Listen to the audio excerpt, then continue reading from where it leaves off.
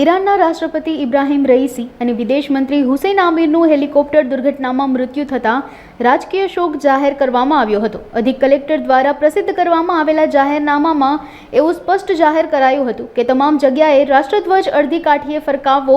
જોકે જિલ્લા પંચાયતના અધિકારીઓ આજે રાષ્ટ્રધ્વજ અડધી કાઠીએ ફરકાવવાનું વિસરી ગયા હોય તેવું લાગ્યું હતું। રેસકોર્સ સ્થિત રાજકોટ જિલ્લા પંચાયતની કચેરી ઉપર ફૂલ કાઢીને તિરંગો લહેરાતો હતો। આ અંગે કોઈ અધિકારી કે શાસક પક્ષના પદાધિકારીઓનું પણ ધ્યાન પડ્યું ન હતું।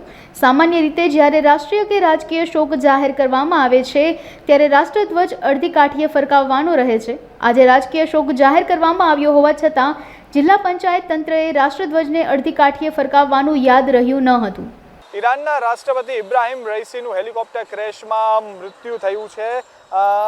તેને લઈને ભારત દેશે પણ એક દિવસીય રાષ્ટ્રીય શોકની જાહેરાત કરી છે। જે આપણે જણાવી દઉં કે ઈરાનના રાષ્ટ્રપતિ ઇબ્રાહિમ રઈસી અને વિદેશ મંત્રી હુસૈન આમિર હેલિકોપ્ટર દુર્ઘટનામાં તેમનું મૃત્યુ થયું છે અને જેને લઈને હાલ રાષ્ટ્રીય શોક જાહેર કરવામાં આવ્યો હતો। રાજકોટના અધિક કલેક્ટર દ્વારા જે જાહેરનામું પ્રસિદ્ધ કરવામાં આવ્યું તેમાં સ્પષ્ટ લખવામાં આવ્યું છે કે તમામ જગ્યાએ જે રાષ્ટ્રધ્વજ છે તે અડધી કાઠીએ ફરકાવવામાં આવશે।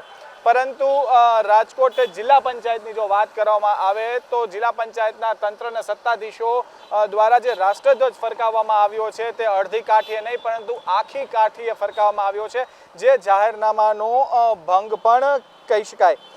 કોર્પોરેશન હોય કે અન્ય સરકારી વિભાગો હોય કે જ્યાં રાષ્ટ્રધ્વજ ફરકાવવામાં આવતો હોય તે તમામ જગ્યાઓ ઉપર હાલ ધ્વજ જે છે તે અડધી કાઠીએ જ ફરકી રહ્યો છે। ત્યારે શું જિલ્લા પંચાયતના તંત્રના સત્તાધીશોને આ વાતનો ખ્યાલ નહોતો? શું તેઓએ જાહેરનામાનો ભંગ કર્યો? શું જાણી જોઈને તેઓએ આખી કાઠીએ ફરકાવ્યો છે? આ અનેક પ્રશ્નો હાલ ઊભા થઈ રહ્યા છે। કેમેરામેન દીપેશ ગરોત્રા સાથે મારુત ત્રિવેદી, અબ તક ચેનલ, રાજકોટ।